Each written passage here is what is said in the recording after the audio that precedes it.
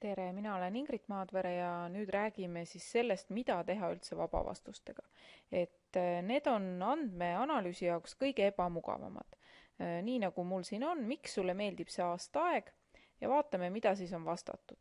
No näete, igaüks on vastanud midagi erinevalt, diagrammi selle puhul teha ei saa, siin on nüüd mitu võimalust, siin on üks võimalus on selline, et ma kasutan näiteks filtreid, valin selle ära ja panen siia peale filtri ja nüüd näiteks valin siit, kõigepealt valin näiteks, et mida siis mehed, mida poisid ütlesid ja siis lihtsalt kirjutan näiteks, et poistele meeldib see, et saab puhata ja on soe ja suusatada ja nii edasi ja siis näiteks valin, et mida enamasti siis tüdrukud vastasid ja valin need. Või isegi siin on ju mõistlikum mitte sugude järgi valida, vaid et kui me küsisime, mis on sinu lemmik aastaaeg, siis ju vastus oligi selle kohta. Nii et kui ma nüüd siit siis klõpsan, paneme filtri, võtame kõigepealt kõik ära ja kui ma nüüd siit valiksin välja ainult näiteks mida kevade kohta on öeldud, teen linnukese selle ette, panen okei, siis ma saan just täpselt öelda, et vot kevad meeldib inimestele sellepärast, et kellel on siin sünnipäev ja nii edasi.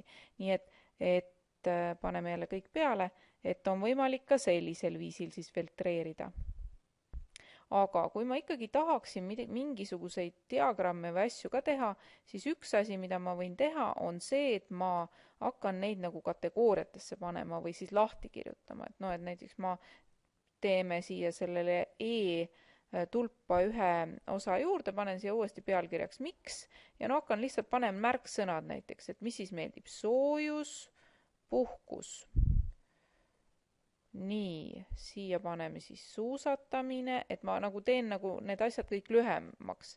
Reisimine ja siis mul võivad olla mingisugused joonistuda välja mingisugused mustrid. Sünnipäev. Nii, siin on keegi öelnud, et talle meeldib kõik. Noh, sellega meil ei ole midagi teha. Nii, siin on jalgpallilaager. Nii, jõulud, nii ma jätan päkapikud, need käivad sellega kokku, siis on keegi kirjutanud väga pikalt, et tal on maamaja ja ta on perega seal, mõnus, metsas käia, ujuda, maasikaid süüa, sõpradega mängida, et siin tuleb siis jälle, eks ole, mitmeid erinevaid tegevusi, et nii, metsas jalutamine, ujumine, maasikate söömine, sõbrad paneme ka. Nii, siin tuleb jälle nüüd näete, midagi hakkab juba tulema. Sünnipäev ja jõulud tuleb siis siit. Magada saab, magamine ja keegi vastas, ma ei tea. Ja kui me niimoodi oleme teinud, siis meil natuke nagu muutus see asi lihtsamaks. Ja kui ma nüüd sellest teeksin uuesti siis selle pivoti tabeli, valime ära, me ei saa seda vana kasutada, sest me tegime ühe tulba juurde. Lisa insert ja ligend tabel, pivot tabel, okei.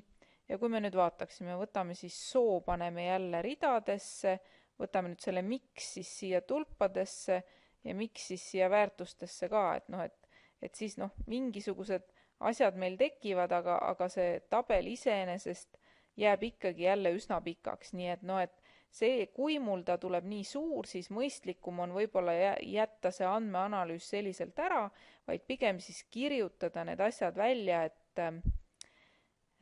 et kuidas siis keegi arvas. Nii et kes tahab ilusaid diagramme ja tabeleid saada, siis vaba vastust tasuks vältida.